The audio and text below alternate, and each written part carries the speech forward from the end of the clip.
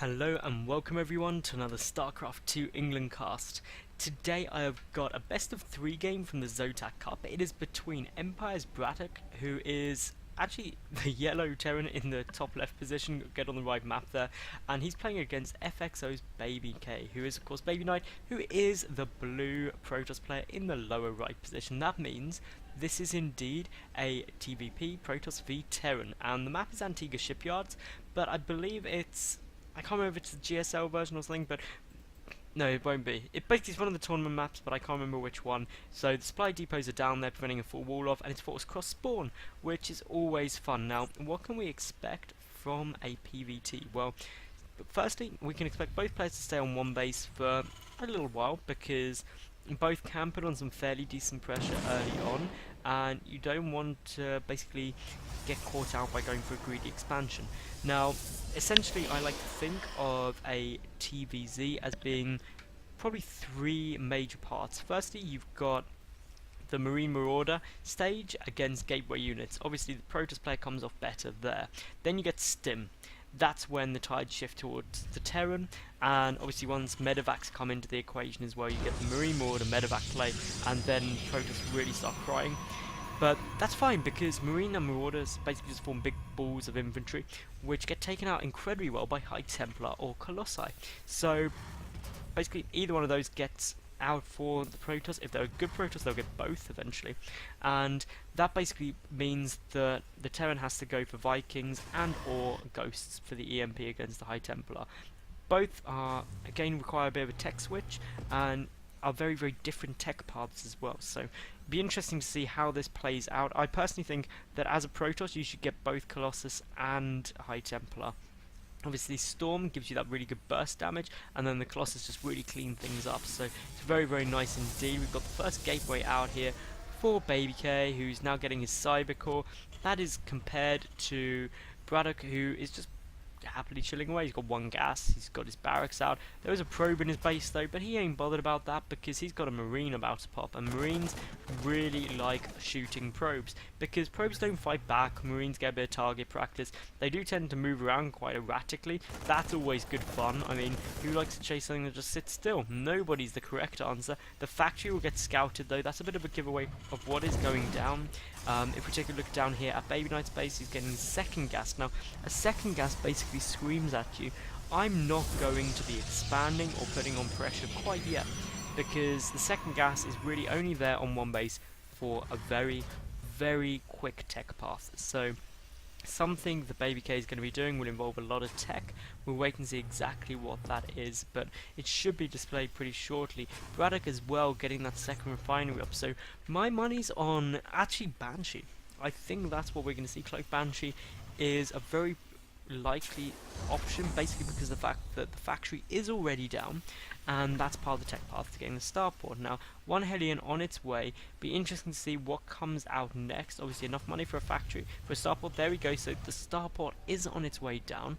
That's against a Twilight Council out of BabyK, so depends what we see else from here. There goes down the robotic facility as well, so I'm gonna put a guesstimate in that I reckon we may see a DT rush. I don't know why. I just feel like that could happen, so I'm going to go for it. It's very unlikely, but it is possible that could go down. We've got the tech lab, so Banshee is the port of call for Braddock, although they're not going to do too much if that super early robotic facility does end up doing something. And again, the other option is, of course, to go for a 3-gate Blink Stalker play. I guess that's possibly a bit more likely, especially since Blink has just started. And essentially, you can utilize this position here very well with an Observer to get into your opponent's base and ignore the wall off. But here comes Cloak. Here comes a Banshee. Things aren't fun. A Hellion managed to get in the base as well. Complete scout off of what is going on. Blink Stalkers are on the cards. So basically now, Brattock knows what he's got to deal with, and that's always fun times. A proxy pylon coming down to allow for reinforcements is a good position. We do actually have the reactor coming down. The first Banshee should be out shortly. That's going to become very effective. Obviously, the downside though is if this observer runs away too far, because then the cloak on the Banshee won't get taken down. A 2nd observer coming out though, so maybe we will see something go down. Apparently one of the observers massively lagged in this game. That's always bad times. And well, this is again a pretty interesting build. We do have a tech cloud coming down on this factory for the barracks, I would presume, because basically that factory's main job now is to power add-ons. We do have the stalkers moving up. Is the observer anywhere to be seen? I'm not sure. It's just coming across now. The one Banshee should be out there somewhere. We've got some good blings coming off here. A lot of SCVs getting pulled back and only a handful of Marines on the field. Where exactly is that Banshee? The Banshee was apparently cancelled in favour of a Raven. Was it cancelled, or did he come out and did I just miss it dying? I don't think that would have been the case, but still, we've got that bunker. It's about to go down, but a handful of units still there. And of course, those SUVs getting an amazing repair off right now. If we look at the loss tab, though, that came out an awful lot worse for Braddock compared to BabyK. And if we look at the worker count now, it's 24 to 26. That Raven going to be really annoying. And essentially the purpose of the Raven is to pick off any observer which is in the base, which will prevent the blink. But again, that Raven goes down very, very quickly. Now those SCVs are going to start falling very, very fast indeed. One tank is out, but I mean, one tank I don't think will be enough. And just great blinker play. Obviously, vision of the high ground being given, so that's no problem at all. If we look at the loss tab, over 1,000 more resources lost for Braddock compared to BabyK. Another wave of stalkers getting warped in. And this is just beautiful play. We should see the blink up any second.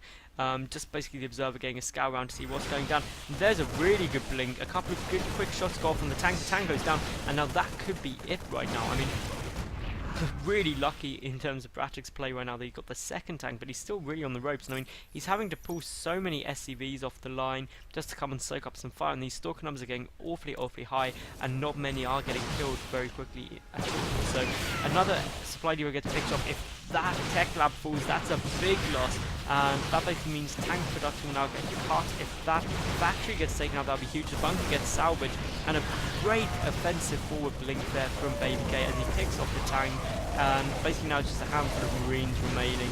Obviously another tank will be about to come out. We've got another wave of stalkers just got warped in, and to be honest, this is pretty much over now. Baby and I will take it very, very well. It was a beautiful play, it worked so well, and there's the GG from Braddock. So if you did like the game, guys, please subscribe, thumbs up, leave a comment, follow me on Twitter, but most importantly, flick over to my channel, and I'll see you at Game 2 any second.